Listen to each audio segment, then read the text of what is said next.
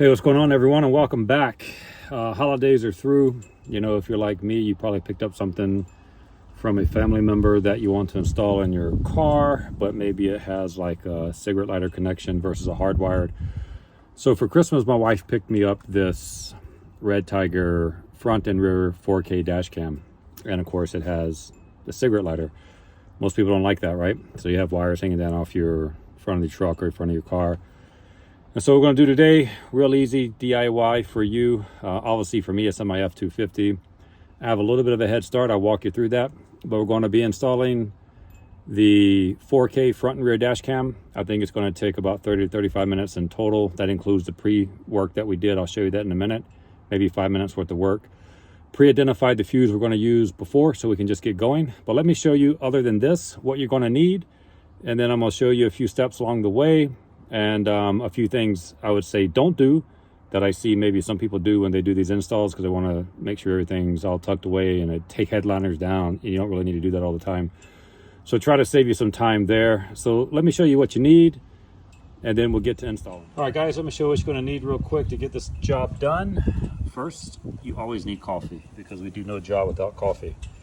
You're going to need we're using RedTiger's 4K front and rear camera dash mount. You're gonna need the male and female connector. Or you had to buy this kit separate. You can pick this up at your local Ace Hardware, pick it up at Home Depot, pick it up off Amazon. Try to support your local shops, guys. So Ace Hardware, I try to pick up as much as I can there. You're gonna need some shrink tubing, because anytime you make electrical connections, you should come back and put shrink tubing over it. You're gonna need a connector for your ground, and you're gonna put heat shrink tubing over that. You're gonna need a lot of you probably use cigarette lighters, but a heat gun if you have it. You're gonna need a multimeter, and I think I already said trim tools and some tape. Other than the beast here, you'll need your vehicle.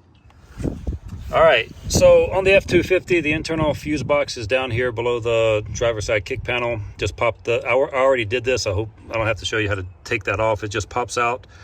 You have two pieces. You have a piece right here, a piece right here. Pull it forward. Pop this panel out. These are two clips on the back of your panel. I'll show you that in a minute. It has a guide pin here. I pulled off the seal, the door seal here, simply because the inside panel here is a clip here, and you need to be careful if you're on the F250, have a 2020, not to break that. All right. So once you have that off, you're going to, my truck did not have the fuse diagram on the back. It just, you have to go to the box or to your book. So for me, go into the pages, break out the multimeter. And for me, I'm gonna use a constant power fuse. And you just take the ground to the fuse you wanna test. If you look in your book, you can get a pretty good idea. So you don't have to test every one. But you have I'm gonna use number 31, which is a constant power for me. And I'm gonna pull that out, and I'm gonna put the fuse tap in and go from there. All right, guys, got everything installed. Use the ground right here. That's why I took the kick panel off. There goes, better view. Kick panel tied into my remote start, always constant power. I haven't taped up anything or put anything away yet, because I want to make sure everything works. And right there, you can see the camera. It works. So we got power. Now I got to figure out how to work this damn camera. But let's get everything buttoned back up. Hey, the one thing I want to show you is you're going to have extra wires. These wires are long. So get some tie straps, zip ties, whatever you want to call them. Tie everything up nice and neat. I did not pull the headliner down in my truck. There's so much room between the windshield and the headliner. The wires actually don't show. And the same thing, sorry for I tucked them all in. I'll go through and clean them all up. But I did not have to fish anything through. There's where if I can show you, there's where the rear camera is going to mount. I just have it hanging right now. It's got a glue, double-sided tape. But again, I'll tuck that away. I want to put some tape around that before I put it away.